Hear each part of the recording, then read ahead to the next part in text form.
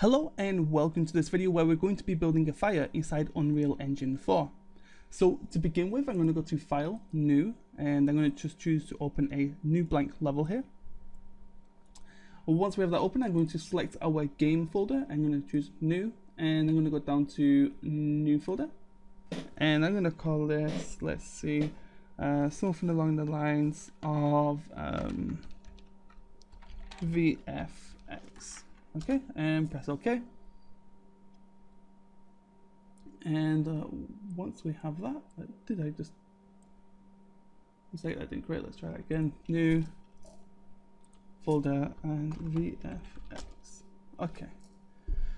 So once we have that, we're going to create 3 more additional folders. One called textures, and so we're going to import our textures to. One called particle systems. Looks like this.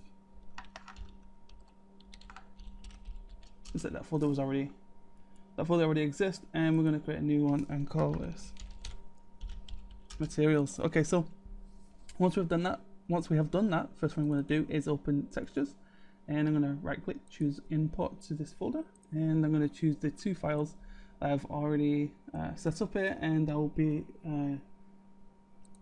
I will also be giving these away too. So the one is one called rolling and one called smoke here, and I'm going to press OK, and this is going to import.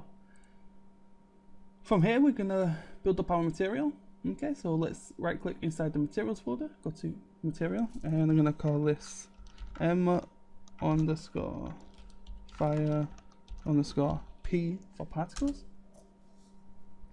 and double click this and open it up. So let's begin by building our material here. Now this material is going to be fairly big, so we're going to start from let's see, around here. So the first one I want is what's known as a screen align. So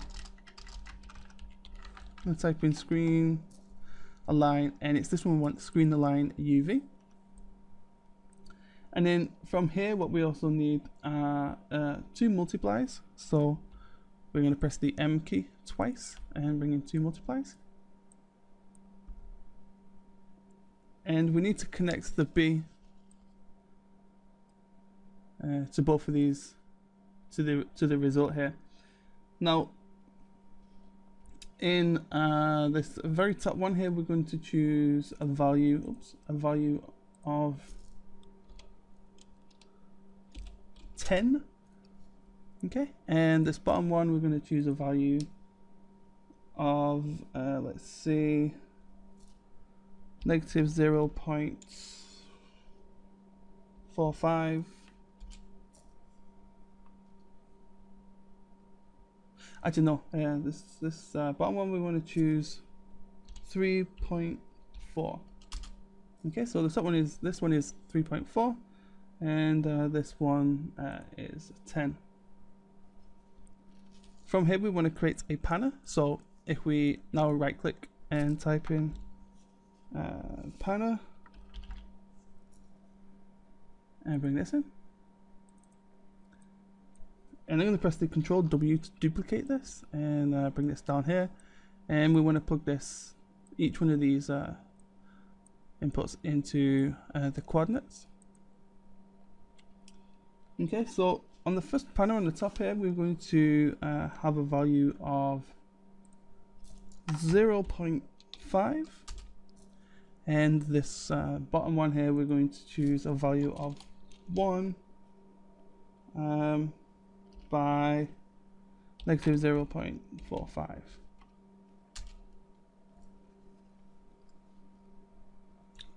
So just checking those values are correct.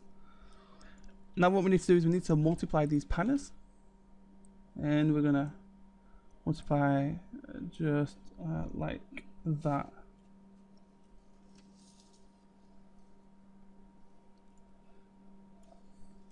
Okay, now what we also need here is a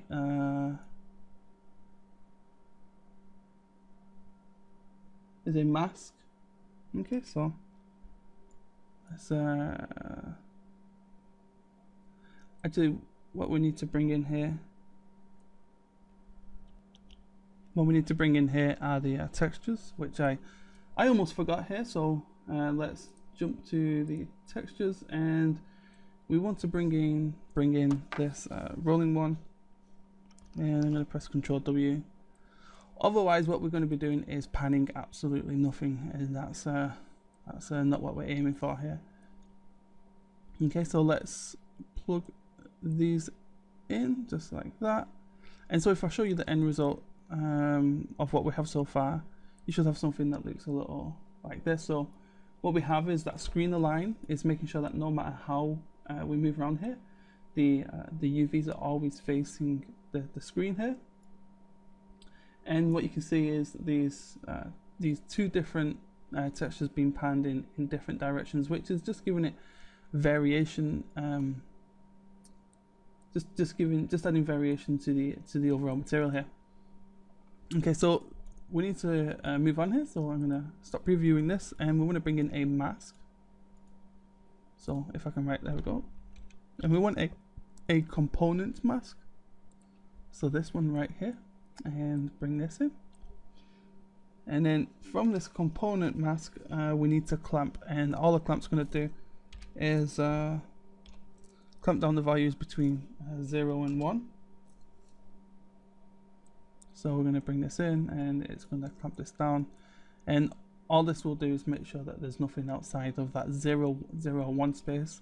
And if you show the end result here, what we actually have is this yellow effect, and this is because the mask is only dealing with the R and G value, and has removed the B value, and that is because the textures here are 2-dimensional as opposed to 3-dimensional. So we can, if we added this B here, then we would get some errors. So there we go. Let's stop previewing this and continue to build up what we have here. So next thing we want is an add. So we're going to press A to bring in an add node. And inside the B value here, we want to put a value of around 0.5, I think we'll do. And then we want to multiply that. Now you can see we're getting pretty close here. Oops. It looks like, there we go. So it looks like we're getting pretty close to our final result here, which is not what we want. So we want to multiply this, and what we want to multiply this by, I believe, is going to be a UV space here. So what we're going to do is we're going to press and hold the U key and bring this in, and when I'm going to expand this so we can see. I'm going to type 2 by 2, and this is just going to tile the UVs here.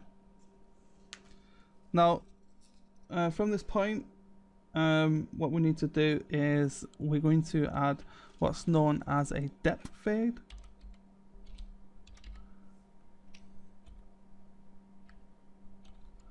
And what a depth fade does is it makes sure that when an object is penetrating a surface, the material will actually fade off at the bottom here. So we're going to plug this final result into, well, we've not set up the material here properly, so we need to change this to translucent, and we need to change this to unlit. Okay, then we put this into the opacity. Okay, we're going to get this problem, and this is because this should be translucent. So let's break those links and put this into opacity. Okay, and what we need to do now is to add some more nodes. We need to bring in a multiply, and we need to bring in what's known as a particle color.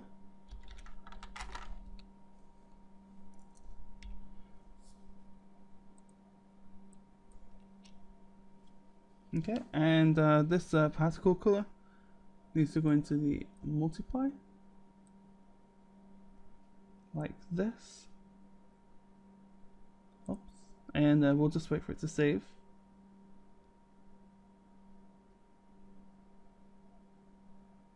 Okay, just like that, and we need to plug this over here, and then what we can do is we can plug this into the emissive channel, and so we'll get something that looks like this.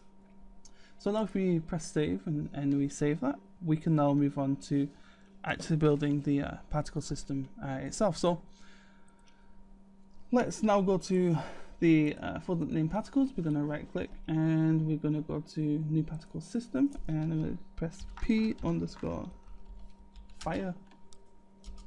and we're going to open that. And the first thing we want to do is go to our materials and grab this material, and we want to click on the required tab, and we want to click and drag this in, and here's what we'll get straight away. So this is okay. It's not exactly what we want, but the material is complete.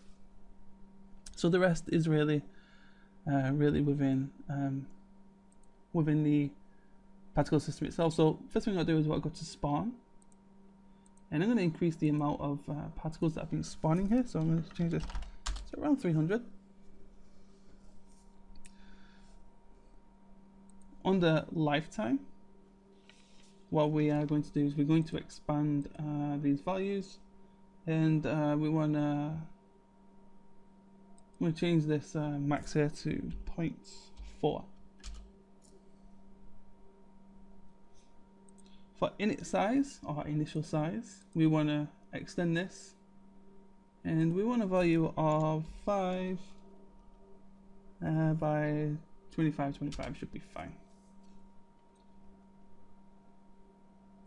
Next one is going to be the color of a life, and we want to expand this and keep going. And there's going to be a few values here we need to alter. So the first one is the inval, and the inval basically indicates to when this change should occur.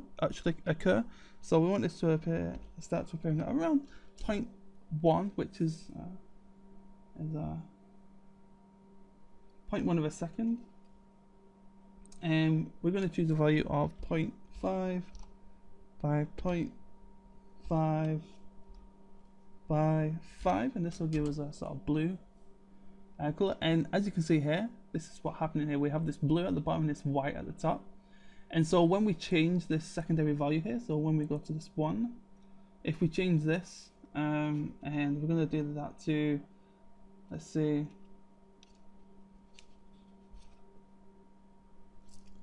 0.2, so 0.2 of a second, and we want those same values, so we're going to go 0.5 by 0.5 by 5, and this will turn everything to blue. Now if we click this little drop down next to the number here, and we're going to go down to duplicate, and this will create a new point, and from here we can now add new colors. So in this particular case we want to go 0.5, so around half of a second. We want to have the values of 25 by 5 by 1, and this will give us that sort of fiery look on the top here. Now we want to add one more, and what we're going to do is going to set this to black, because as you can see here it just sort of stays at the same color all the way along the top. So we're going to choose, oops, looks like we did the wrong thing there. I'm going to go to duplicate, and we want to set this to 1 second, and we want to change this to 0, 0, 0, and let's see what happened here. 1 second. Let's go back. We have 1, 2, 3, 4. Did we put this in the wrong place? Let's see. Yeah, we did this at the wrong place. What about 0.5? And we want to copy those values here, so we want to do this 25, 5, and 1, and then we're just going to tab all the way down here. We're going to set this last one to 1 second, and we want to set this to 0, 0, and 0, and this will just fade off to black, as we can see here right at the very top. Okay, so after that we only have a few more modules we need to add now. So the next one we need to add is the scale color over life, and if we right click, we go to color, and we're going to go to scale color over life, and all this basically is just a multiplier of the final value here, and this is really going to push the colors to that really warm color. Okay, so hopefully that makes sense. Just the easiest way to think of this is just a multiplier. Now what I'm going to do is I'm going to change this to a constant. I think it's going to be much better, and I'm going to set this to 5 by 5 by 5, and as you can see, it really gives it that warm glowed effect, or that warm glowy effect. Now we need to add a new module here, but before we do that, we need to change the set data type, and it's going to be this GPU sprites. And what this is going to allow us to do is when we move our particle system, it's going to allow us to spawn more particles, and the way we do that is we're going to go down to spawn, and we're going to go down to this spawn per unit, and as you can see here we have the spawn per unit at 10, and what this basically means is as we move this around, 10 additional particles are going to be generated. But if we want this to be more smoother, we can choose a value such as 50 or 100, or however you feel comfortable with, or I should say how good of a hardware you have here. So once we've done that, we can choose save, and as you can see, we have built this fairly decent fire here. If we want to, we can do some additional stuff here. We can add some sparks if we'd like. So we can, let's see, we can go ahead and do that right now if you want. So if we right click here, we're going to choose new particle system, and what I'm going to do is I'm going to check this little box here, which is going to hide this. Now you can see straight away that what we have is this same material that's been applied, and that's because it was selected inside the content browser, and that's fine. So probably the best thing I'm going to do is change the init size, or the initial size. I'm going to change this down to a constant. I'm going to try 1 by 1 by 1. Okay, and maybe a little bit bigger, 5 by 5 by 5. And all I'm really going for is just a small amount of embers here. That's going to be clicking off. So try 2. I think 2 is going to be fine here. And what I'm going to do is I'm going to hold the left control and move the initial color by life, color over life, and the scale color over life. I'm going to choose to delete this, and this is going to give it those initial colors. Now what we can also do is if we go back to color over life,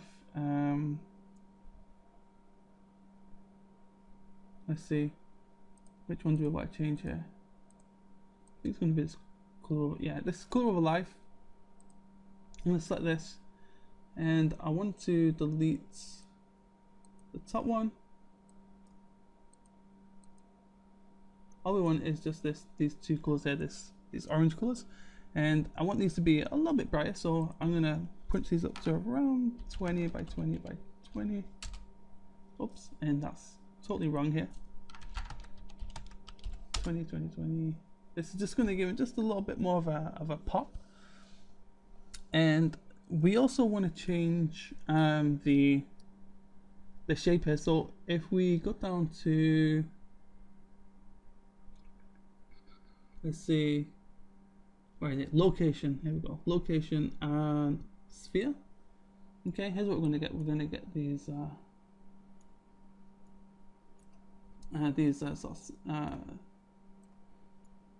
embers sort of popping out inside the sphere, and if you put this on, you can see that it's okay. It's getting there, but there's still some things that we need to alter here. So we don't want, I guess it's negative Z. Okay, we want to check that, and what that's going to do is going to make sure that no sparks are going to be generated in the negative Z, so that it's always coming from the base here. And what we can also do, if we'd like, is we can change this constant value. This is the size. So we can try something much lower, maybe 30. And if we turn it on, now you can see we have these little embers that appear as if they're coming off the fire. Now we can also change this value a little bit lower if we'd like, maybe 20. So we just get these little embers that are popping off.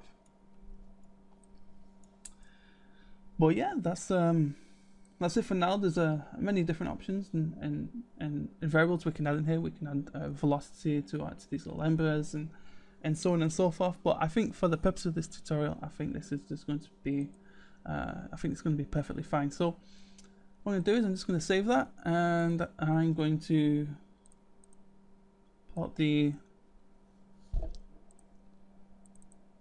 particles here. I'm going to set this to 0, 0, 0. And as we go over here, now we can see what's going on. So I'm going to press the G key, and that is the final effect we end up with. So thank you for watching, and I will see you in the next video.